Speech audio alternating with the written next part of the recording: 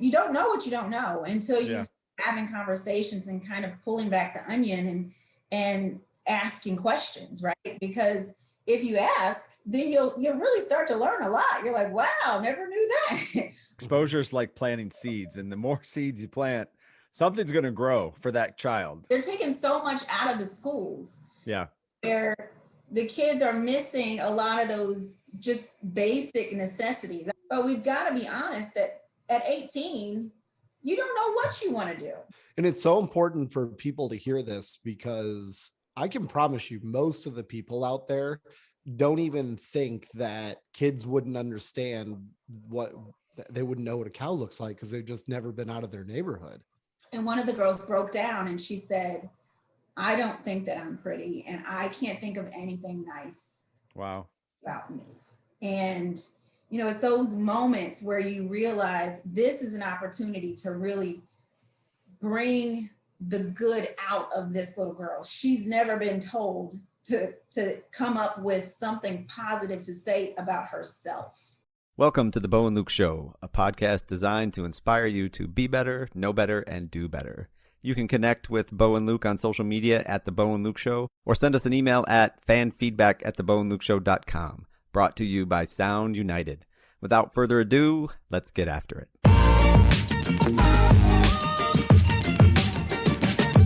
Ladies and gentlemen, welcome to the Bo and Luke Show. I'm your co-host, Luke Carrington. I'm sitting here with Bo and Toyia Montgomery. And Toyia, our paths crossed on LinkedIn, actually. And what caught my eye about looking at your profile, and what I'm really excited for you to talk about today, is some amazing things you're doing with the kids in Cincinnati right now. And I wanted you to talk about kind of how you got there, where you're going with it, and just the story you told us earlier this week that prompted you to say, hey, you know what? I need to take action. First of all, we are delighted to have you on the show. Well, thanks for having me. I'm excited to connect with you guys and your audience. You guys are doing amazing things. So to tell you a little bit about the story of how Relate Marketing, which is the nonprofit that I started back in 2006, 2008, somewhere around back there. I started my career at Cincinnati Public Schools. And at the time, I was taking some kids on a college tour down in Kentucky State. And on the highway, one of the kids looked at me and said, "What are those?" And like, "What are what?" And he points out the side of the bus, and he was talking about the cows and the horses grazing along the side of the road. And I remember thinking, how did I miss that? How did I not know that my kids had never seen cows and horses? It was just heartbreaking, because as an educator and someone that really appreciates education, I went back to all the times when a cow was the reference point, right? Sure. Think, wow, all the word problems you ever had to do, all the standardized tests, they always start with some kind of cow, milking or counting the spots. And these kids had never been outside of their neighborhood, is what I found out. And so I said, what can I do about that? Mm-hmm. How I ended up starting Relate Marketing. And it's all about connecting kids to the outside world and connecting the world to the kids, so that they could see what that experience is like and be able to dream bigger, right? Yeah, absolutely. That's amazing. It is.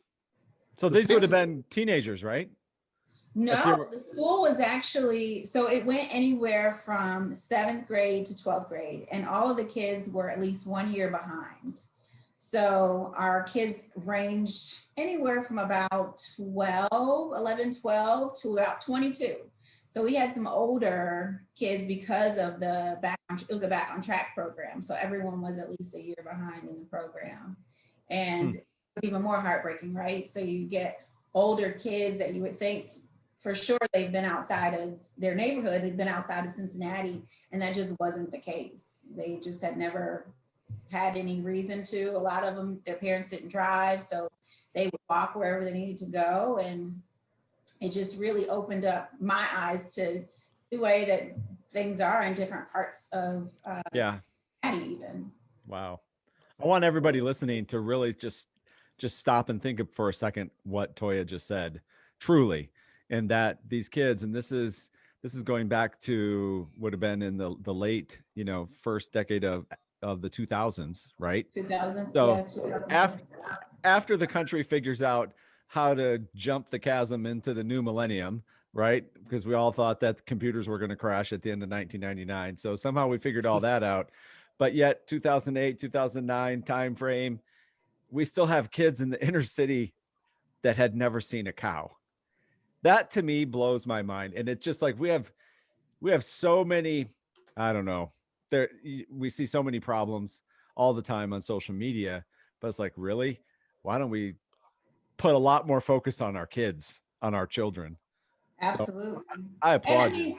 Yeah. And you think about it, it could be the smallest travel, right? It could be and going from downtown Cincinnati to the to the suburbs, and going to a museum or a restaurant. There are certain things that they just don't get exposed to because they're not within a certain mile radius. And so what we ended up doing was creating a program underneath Relate called Junior Charm School. And we hosted it at Mercy Health. They were gracious enough to give us their space. And we had the parents bring them, drop them off at the Mercy building. And we would have different people come in and talk to the girls and really give them a chance to express themselves, learn a little bit more about the world of work. We had an African-American female doctor come in from Cincinnati Children's, really allow them to see that you can really feel and touch her, and she's a real person. And she's a doctor, and you can be a doctor too. We also did some different initiatives with a lot of the female anchors in the city. We allowed the girls to do like if you think about it, it's almost like their own little promo about who they are and what they stand for. And that gave them so much pride to just be able to put something like that together and say, this is me and this is who I stand for. And this is what I stand for. I remember specifically one of the girls, we did an exercise where they had to look in the mirror and they had to say positive affirmations. And one of the girls broke down and she said, I don't think that I'm pretty and I can't think of anything nice about me. And, it's those moments where you realize this is an opportunity to really bring the good out of this little girl. She's never been told to come up with something positive to say about herself, right? And so here's an opportunity to really allow her to see you are beautiful. There are so many beautiful things about you, and we're going to make sure that we pour them into you. So we just begin to pour into this little girl, and you could just see her breaking down because she never experienced that. Right. So just never know when you're making a difference. It could be the smallest thing, something that we completely take for granted, like seeing cows and horses. Yeah. And those experiences can have a lifetime effect on our kids. Toyia, where'd your passion for this come from, do you think? I think it came from the fact, so I grew up in Louisville, Kentucky, and mom passed away when I was 3 years old. Oh, I'm sorry. So many people, she died in a car accident, but there were so many people that stepped up to make sure that I wasn't going to be without, that I wasn't going to, not have exposure or not have opportunities. My mom was a teacher. She taught second grade. And I know I never wanted to be a teacher. And I actually had this almost mindset that I felt she died at 32. And so this mindset that I wouldn't live past 32. And I didn't want to do anything that would take me along the same route that she had traveled. So it's kind of ironic that I ended up at the school because I was so hell bent on, I would not be an educator. I would not be a teacher. But he was actually my sixth grade teacher, was the one that brought me into the school, and he told me that I could do whatever I wanted to do, and that's how I ended up down at the school. But the passion really still comes from the fact that there were so many people that just didn't let me not have opportunities and not be exposed and see what the world has to offer. And I think just wanting to pay that forward and make sure that there weren't other kids that get left behind because they didn't have a mom or they didn't have a family that was well off, or whatever that situation might look like, that there's still opportunities you can have and you can be connected in through different ways. And so where my passion really came from. And it's so important for people to hear this, because I can promise you most of the people out there don't even think that kids wouldn't understand what they wouldn't know what a cow looks like because they've just never been out of their neighborhood. I would think the majority of folks don't know that. I mean, I didn't know it. And here I was trying to expose them to educate. You know, you have to take things in baby steps, right? So if you don't know what you don't know until you start having conversations and kind of pulling back the onion and asking questions, right? Because if you ask, then you'll really start to learn a lot. You're like, wow, never knew that. I remember on one of our trips, we took some kids and we were going to the Freedom Center. And one of the kids saw the clock tower on the way. And she said, the Eiffel Tower. And I'm like, no, that's the Eiffel Tower. That's the clock tower. The Eiffel Tower is in Paris, France. And so even that takes you to a perspective that's like, well, if she hadn't been in the bus with us, would anyone have corrected her that wasn't the Eiffel Tower? Good point. Would there have been a learning moment to say, no, actually, the Eiffel Tower is here, right? Or there is a replica of the Eiffel Tower at Kings Island, right? So there's those opportunities that I think a lot of times we just take them for granted because we're just living our lives, we're going along doing the things that we do on a regular basis. And it's not until you really take a step back and have conversations with sometimes it's adults, right? Yeah, for sure. Adults and kids, to let them know where there is opportunity to do something different, to change the perspective, to open up new doors. And that's really where my work started with Relate, is to just, how can I open doors? Yeah. Well, I think you used the right word. I was thinking about it earlier before you said it, exposure. Exposure is like planting seeds, and the more seeds you plant, something's going to grow for that child. They're going to grab onto something that is probably their purpose in life in some way, shape, or form that they really like or enjoy. So the more exposure they get, the better they'll be. Not that you have to push them in any one thing or the other. That's why it always, even today when I hear it it comes around during voting season and schools are voting on whether to raise their taxes or whatever, because they want to keep the sports or the arts and crafts or whatever, right? Programs, extracurricular programs. And it always makes me cringe when they're thinking about taking those programs away from any school, because I start thinking, well, then that's things kids aren't going to experience, right? They're not going to be exposed to this stuff that could be life-changing for them if they so choose to grab onto that one thing. Absolutely. I remember being at Panera one day, and I was overhearing this conversation where this guy was saying that his kids were going to the Alps to study elevation. And I thought to myself, that's amazing. I mean, how many other kids would want to go on an amazing trip like that to study elevation? Think about how much more you will be interested in elevation, and how much easier it'll be for you to grasp the whole concept if you're in a whole mountain range and really getting to touch and feel and experience it. Yeah. It's like we all see, even kids in the city, you can look overhead and watch airplanes fly by, right? But until you actually have that experience of getting on an airplane and flying, you really don't have any concept of what it's actually like. Absolutely. Our biggest thing, we've been trying to do it for the last years, is to try to get a group of girls to go to Australia. Awesome.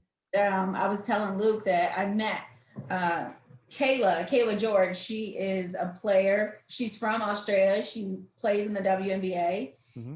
And she and I met on an airplane ride one year. And I was telling her about our program. And she's like, whenever you want to bring them to come see me play, whenever you come to Australia. So we're like, we've got it on our bucket list. And at some point we will get a group of girls and we will be in Australia. So they're going to get a firsthand look at the koalas and have a chance to really experience everything Australia has to offer.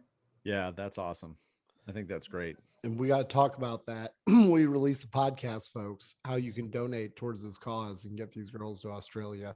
I mean, think about if they didn't know what a cow was, what they're going to do when they see like a kangaroo, right? Or an emu. Yeah. Right. Yeah. Just- Crazy.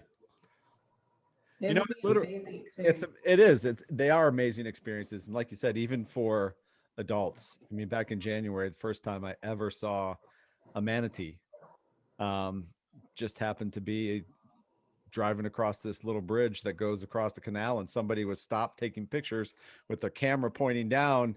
And my wife and daughter and I were like, what is he looking at? Right. Right. Just the inquisitive mind said, okay, we got to stop. And then you look down and you're like, what is that? Is that actually a manatee? And I think it's Right. big, like a big cow in the Massive. water. Yeah. Massive. Yeah. In this little Massive. canal, swimming, and there's about 15 of them. So those are just beautiful moments, like when you're finally seeing something like that for the first time.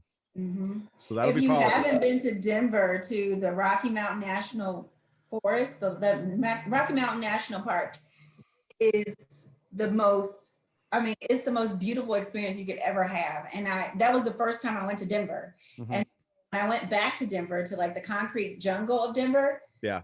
I didn't understand, like I couldn't put the two together. It was like, what do you mean? You didn't experience the beauty of Denver that I experienced at Rocky Mountain National Park? They have like elk that just like walk up to you, walk up to your car, because it's just like a national park and Yeah. their habitat. And Yeah. so stuff like that you just don't even think anything of until you experience it. And once Yeah. you experience it, then you really take the good from it and you can start to apply it to life, right? You Yeah. can apply it to different people that you come across and talk to them about some of their travel experiences. So I'm really big on travel, and I think that's one of those things that just really opens eyes, especially for kids, to be able to see what else is next and how they might be able to transition their world. I always tell people, you don't know that you want to be a scuba diver until you go scuba diving. Right. So if you never Yep. experience it, then there's no way that you can dream about it. Well, and the idea is not new. I'll tell you who really figured it out. I mean, this is I jump into this parallel is the Jewish community with birthright. You know, so when I'm going to get this wrong because I'm not really part of the Jewish community, so I'm going to apologize. Sorry, Jewish friends. But here's what I understand of it is when they turn 18, I think when they're old enough, they go to Israel, and it's like a 1 or 2 week. I don't want to call it a vacation, but kinda right. They go to Mhm. Israel that is completely paid for. It's free by a nonprofit. Now, That's awesome. isn't that great? And I think about that and how they've made it happen now for decades and decades and decades. And yet here we are with our tax dollars. I'm reading this new what stuff is going to the stimulus. It's $100 million in there for the Kennedy Center in DC. Now, I'm all about the opera and the arts, but if you like take it, if somebody were to go from even let's say Cincinnati and just go witness the grandeur and opulence that DC has right now.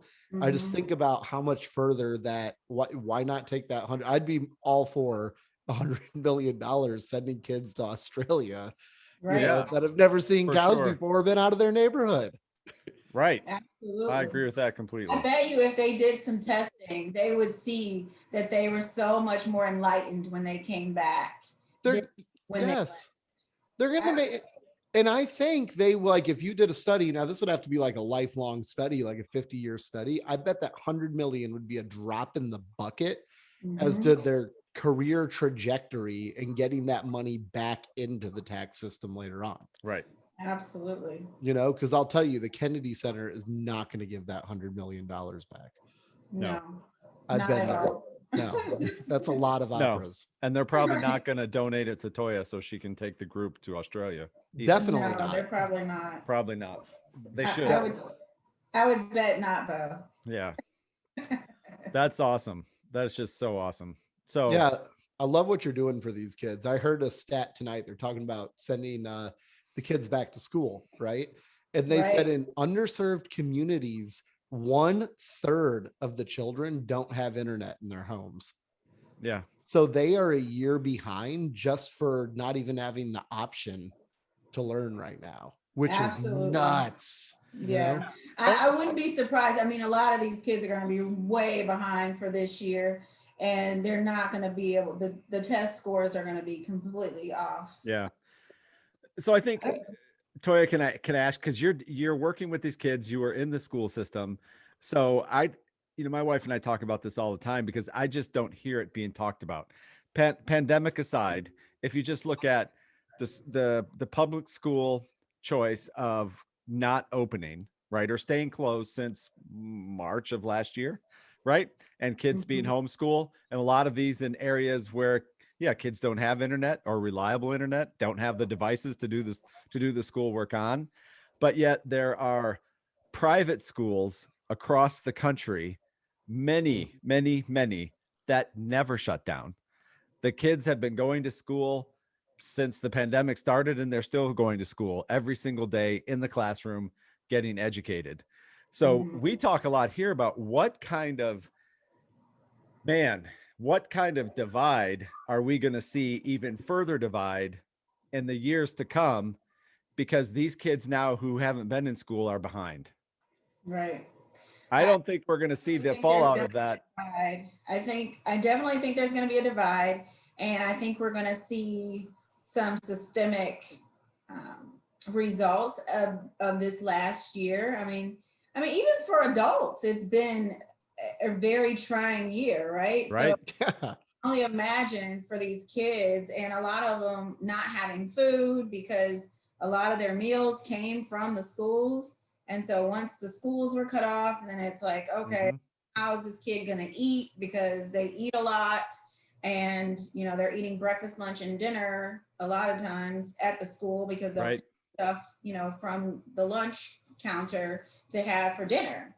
And so I don't know what the result will be, and I don't know what the anticipation is on how we will make up for it, because we're definitely going to have some kids that are not up to any type of testing capability that they would have been had they stayed in school. Yeah, and that's and even if the colleges and universities waive the testing requirements because of the pandemic, and a lot of them are, there's going to come a point. So still, when they're sitting in a college classroom environment, right next to the kids who never stopped going to school, and it's going to make it for an even tougher experience then, because they're not going to be, they don't have the same foundation that the other kid has. And it's 100% not their fault. It's because of decisions that were made by basically our local state governments. Well, I used to teach at UC, and then I used to teach at Mount St. Joe, as well as Phoenix. And University of Phoenix was actually out in the middle of nowhere. I was teaching a consumer behavior course. Oh, wow. I saw exactly what you're saying, the inability to have that foundation. And these were more kids that it wasn't Appalachia, but it was just kind of out in the middle of nowhere, small town USA. And you could see it because they couldn't even craft an essay with an intro, a body, and a conclusion, right? Wow.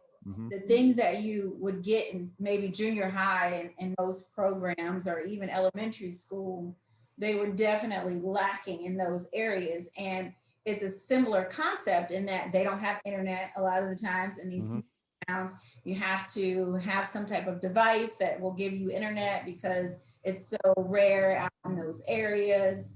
And you almost got to a point where you said, why are they paying for this education? Yeah. Because even if they had finished, it was not going to be a good use of resources. Like, that's how it was at this University of Phoenix course. It was almost like you didn't want to fail them because they're trying, but they're so far behind that there's no way that they're going to catch up to where a degree is going to do them any good. And so that's a whole nother, I think. Oh, it is. When you really start to dig back and pull back the onion of education and the difference between children that should go off to college and children that should maybe get a trade or start a business or something else that would be more lucrative than them wasting money on an education that's really not going to do them a whole lot of good. Yeah. Yeah, you're right. That's a big topic. It definitely, it's a big business. Yeah, it's a big business. I That's mean, right. when I was teaching at Mount St. Joe, I had a book that was from like 1994. And I was thinking to myself, this is not even relevant.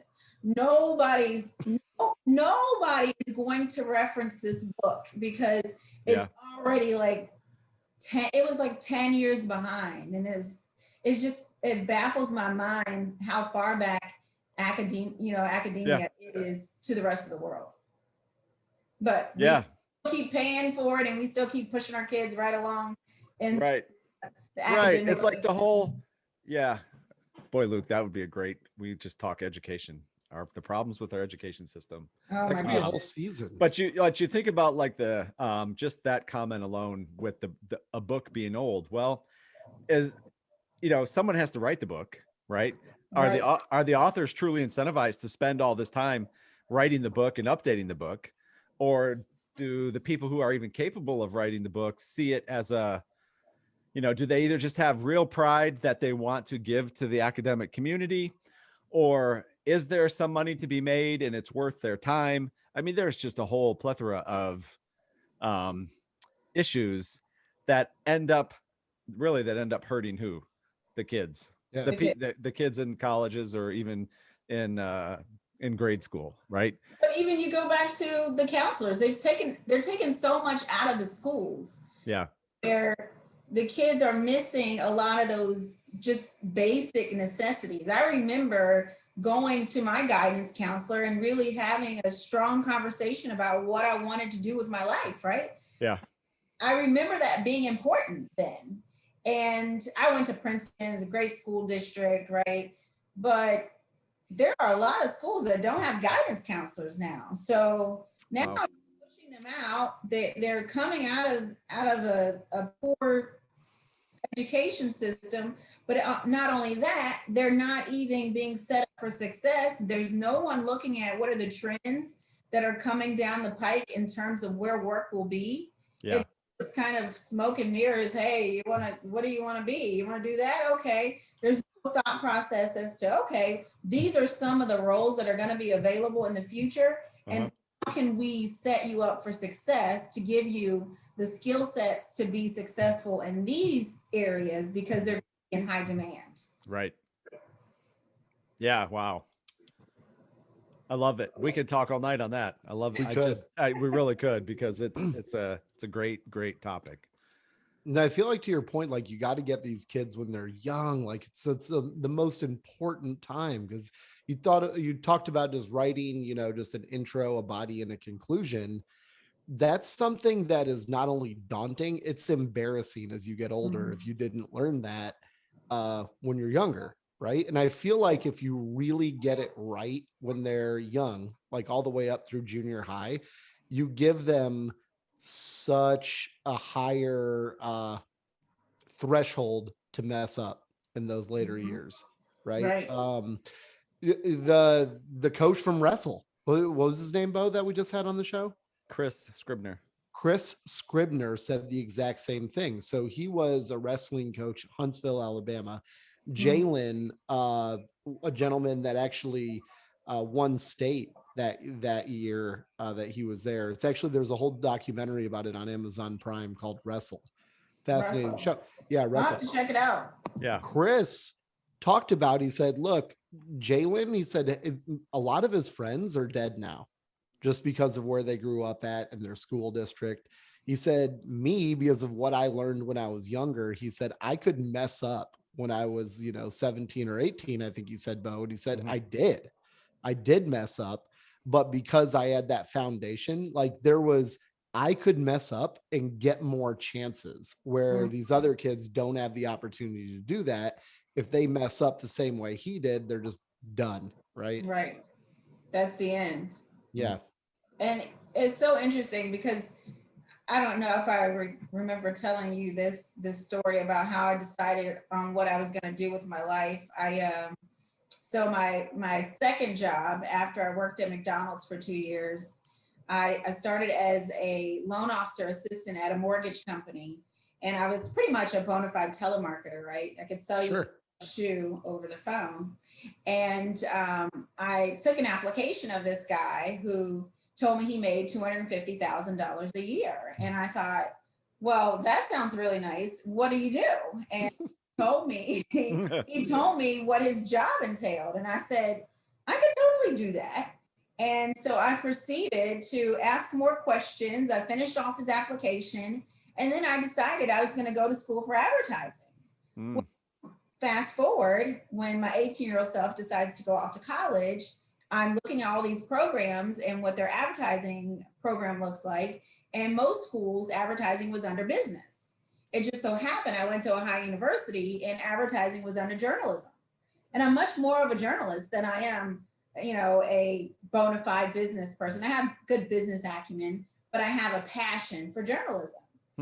And it's great that the universe stepped in, right, to kind of direct me back to an opportunity for me to be able to utilize my degree in a way that will be meaningful.